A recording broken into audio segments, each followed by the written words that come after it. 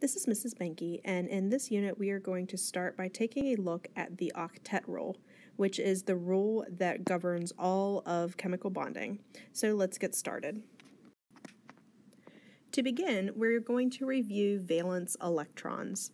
Recall from previous chapters that valence electrons are those electrons that are located in the outermost energy level. We can determine the number of valence electrons in an atom based on the element's location on the periodic table. For group A elements, all elements in the first column have one valence electron. In the second column, there are two valence electrons. If we skip the transition metals and move over here to the column with boron, there are three valence electrons. Carbon's column has 4, nitrogen's has 5, oxygen's has 6, fluorine's has 7, and the noble gases have 8. Recall that the one exception to this rule is helium. Helium has 2 valence electrons, but it's still considered full with 2 valence electrons because the first energy level can only hold 2 valence electrons. The models that we use to represent the valence electrons in an atom are called Lewis dot diagrams. Lithium is in column 1A, which means it has one valence electron. So for the Lewis dot diagram, we draw one dot beside the symbol Li for lithium. Carbon is in group 4A, so it has 4 valence electrons. Bromine is in group 7A, and it has 7 valence electrons. Notice when we draw the Lewis dot diagram for bromine that we put one dot on each side of the element symbol before we go back and add a second dot until we get to 7 total. Aluminum is in group 3A, so it has 3 valence electrons. Phosphorus is in group 5A, and it has 5 valence electrons. Again, notice that we added 1 electron on each side of the element symbol before going back and adding the 5th electron. Krypton is in group 8A, and it has 8 valence electrons. Again, we go all the way around the element once, adding 1 valence electron, and then we go back and add the second until we get to a total of 8. So now we're going to really get into our bonding rules. The Octet Rule states that atoms want to have 8 electrons in their outer or valence shell, and this is because it makes them stable. They'll become similar to the electron configuration of the noble gases, and recall that the noble gases do not react. They don't react because they have this full outer shell, and all of the other elements on the periodic table want to have this same property of being stable.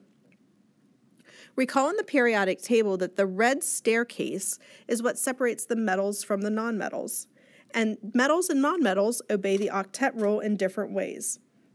Metals obey the Octet Rule by losing all of their valence electrons, which causes them to become cations or positively charged ions. Nonmetals obey the Octet Rule by gaining more electrons in their outer shell until they get to a total of 8 valence electrons. This makes them become anions or have a negative charge. So let's review how cations are formed. Notice on the left side of your screen we have a model of a sodium atom. Sodium atoms have 11 protons and 11 electrons. We see those 11 electrons organized with 2 electrons in the first energy level, 8 in the second energy level, and 1 in the third energy level.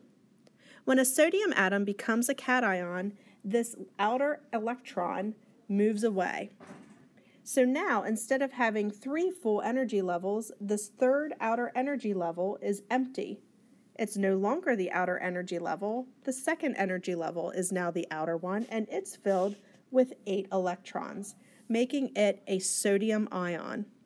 So we have a sodium atom on the left and a sodium ion on the right. To write the symbol for the ion, note that you have to include the charge, positive, and the degree of the charge, 1.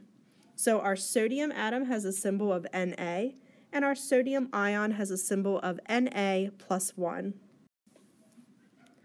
Likewise, when anions form, what they're doing is filling in empty spaces with electrons. For the fluorine atom, notice that there are 9 electrons total, 2 in the first energy level, and then 7 in the second energy level. Notice that there's an empty space in the second energy level where an extra electron can be placed. This electron could come from another atom, such as the sodium one in the previous slide. When we form the ion, we have 8 electrons in the outer energy level for our fluoride anion. So we have a fluorine atom on the left, and we have a fluoride ion on the right. To write the symbol for the fluoride ion, again, we have to have the charge, which is negative, and the degree, which is 1. And notice that the name changed. We start with a fluorine atom, and we end with a fluoride ion. The name ending for negatively charged ions is always IDE. You can determine the charge of an ion based strictly on its location on the periodic table. All elements in group 1A will have a +1 charge. All elements in group 2A will have a +2 charge. And elements in group 3A will have a +3 charge. We're going to skip column 4A for now, and let's work backwards. The noble gases have no charge because they already have a full outer shell. Group 7A has a -1 charge, group 6A is -2, and group 5A is -3. The elements that are here in group 4A typically don't form charges, so oftentimes they're neutral, they have 0 charge. But on the rare occasion where they do form a charge, it's usually +4, although sometimes it can be -4. So just keep in mind that column 4A is a little different. In the appropriate section of your notes, please answer the following practice problems. Draw the dot diagram for the elements calcium, tin, neon, potassium, aluminum, and phosphorus. Identify the charge on the elements sulfur, iodine, boron, strontium, gallium, and selenium, and then name the ions that are listed. Turn your notes into Mrs. Benke or take a picture of them and upload them into Schoology.